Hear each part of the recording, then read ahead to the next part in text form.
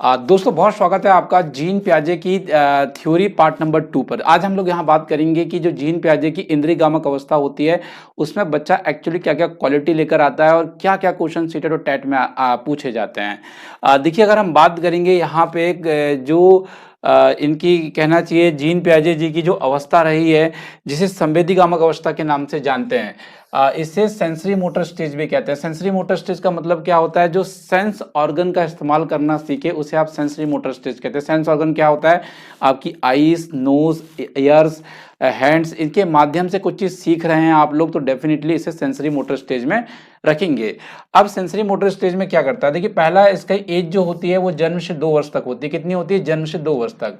जन्म से 2 वर्ष तक बच्चा क्या करता है? अनुकरण करता है। अनुकरण मतलब होता है इमिटेशन, अर्थात दूसरों को देखकर उनकी नकल उतारता है या दूसरों को देखकर व्यवहार करता है, दूसरों को देखकर सीखता है, उसे कहते हैं अनुकरण। अगर आपसे पूछा जाए कि अनुकरण की अवस्था किस एज की होती है अकॉर्डिंग टू द जीन पियाजे, तो आप कहेंगे सर जन्म से 2 वर्ष की होती है, जो होती है सेंसरी मोटर स्टेज, इंद्रिय गामक अवस्था। ये क्लियर हो गया क्वेश्चन। दूसरा क्वेश्चन बनता है यहाँ पे, मूल प्रवृत्ति वाला व्यवहार बच्चा किस आयु में करता है या अनैच्छिक क्रियाएं किस एज में बच्चा करता है।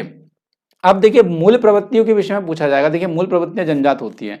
जैसे आपको भूख लग रही है, जैसे आपको कहना चाहिए शौच के लिए जाना है, जैसे आपको सांस लेना है, जैसे आपका दिल की धड़कन धड़क रही है, तो ये चीज़ें क्या है? ये अनैच्छिक क्रियाएं हैं। ये आपकी इच्छाओं से नहीं हो रही, आप नहीं भी चाहेंगे तब भी होगी, इसलिए इन्हें अनैच्छिक क्रियाएं भी कहा गया है। इन्हें क्या कहा गया? अनैच्छिक क्रियाएं भी कहा गया है। जैसे कि आप देखेंगे सांस का लेना, पाचन जो डाइजेशन हो रहा है, दिल का धड़कना, आंखों से देखना, लार का निकलना, ये एक्चुअल जो है ना, ये अनैच्छिक क्रियाएं, ये आपकी इच्छाओं से नहीं हो रही है, आपके ऊपर इसका नियंत्रण नहीं है कि दिल धड़कना बंद करवा दो आप, तो ऐसा होगा नहीं, वो तो धड़के गई।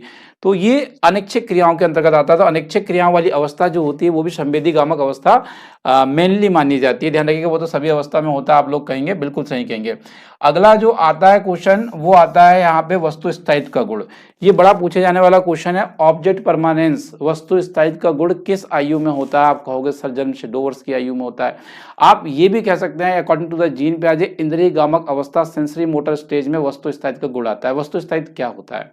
जब हम वस्तु स्थायित्व के ऊपर बात करते हैं तो वस्तु स्थायित्व अर्थात जो ऑब्जेक्ट आपकी आंखों से ओझल हो जाए तब भी आप उसको याद रखें, उसे आप वस्तु स्थायित्व कहते हैं। जैसे ये पेन आपकी आंखों के सामने अगर मैं इसे हटा दूं तब भी आपको पेन की छवि याद है, पेन का कैसा पेन था वो याद है, कलर याद है, तो एक्चुअली उस वस्तु का स्थायित्व आपके दिमाग में है। जैसे छोटे बच्चे जो होते हैं जन्म से 2 वर्ष तक में, तो वो क्या करते हैं?